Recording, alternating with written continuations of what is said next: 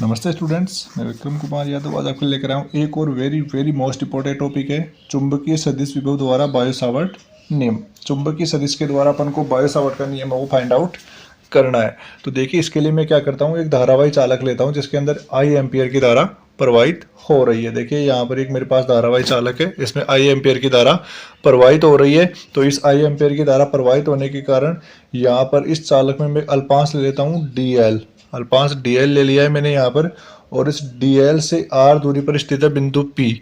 इस बिंदु पी पर मुझे चुंबकीय क्षेत्र का मान फाइंड आउट करना है और वही हो जाएगा मेरे लिए बायो सावर्ट नियम। तो देखिए किसी चालक में आई एम्पियर की धारा प्रवाहित हो रही है तो इसके कारण किसी प्रेक्षण बिंदु P पर चुंबकीय क्षेत्र B वेक्टर का मान चुंबकीय सदिश विभव A वेक्टर से ज्ञात करते हैं। तो इसके लिए माना किसी लंबे ऋजु धारावाही चालक के अल्पांश लंबाई dl से प्रेक्षण बिंदु P r दूरी पर स्थित है तो P पर चुंबकीय सदिश विभव का मान ये अपन निकाल चुके हैं कि dA vector is equal to होता है mu naught upon 4 pi J vector into dV upon r।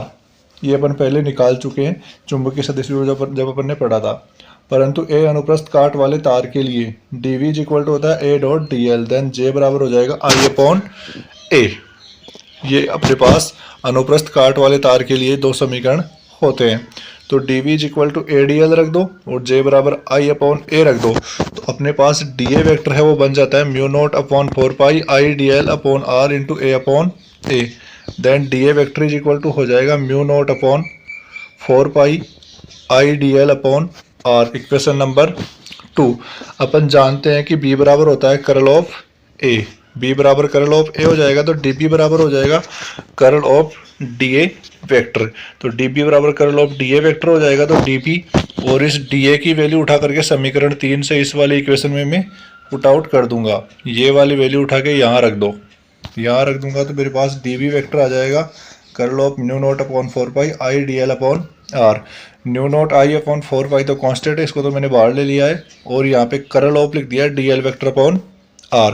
चूँकि dl भी कांस्टेंट है, dl भी कांस्टेंट है तो देखिए यहाँ से dB बराबर हो जाएगा mu naught I upon 4 pi del into 1 upon r cross dl vector.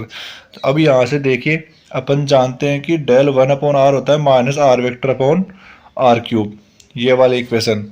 Then ये हो गया यहाँ से, तो dB बराबर हो जाएगा is equal to minus mu naught I upon 4 pi r vector cross dl vector upon r cube.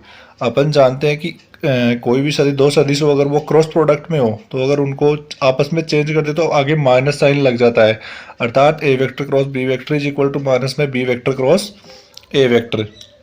Then यहाँ से देखिए ये r vector cross dl vector है, इसको मैं dl vector cross r vector लिख दूंगा यहाँ से। तो ये मेरे पास माइनस है, एक माइनस पहले से है, एक यहाँ से आ जाएगा तो मेरे पास माइनस और माइनस मिलके कट जाएंगे और प्लस बन जाएगा। Then dB vector is equal to हो जाएगा mu naught I upon 4 pi dl vector cross r vector upon r cube. Okay students, then यहाँ से आपका dB बन जाएगा mu naught upon 4 pi I dl sine theta upon r square. Okay students, जहाँ theta धारा अल्पांश की दिशा तथा स्थिति सदिश r वेक्टर के मध्य का कोण है और इस समीकरण 4 को ही अपन कहते हैं क्या, बायो सावर्ट नियम। ये अपना इक्वेशन 4 है, यही कहलाता है बायो सावर्ट नियम।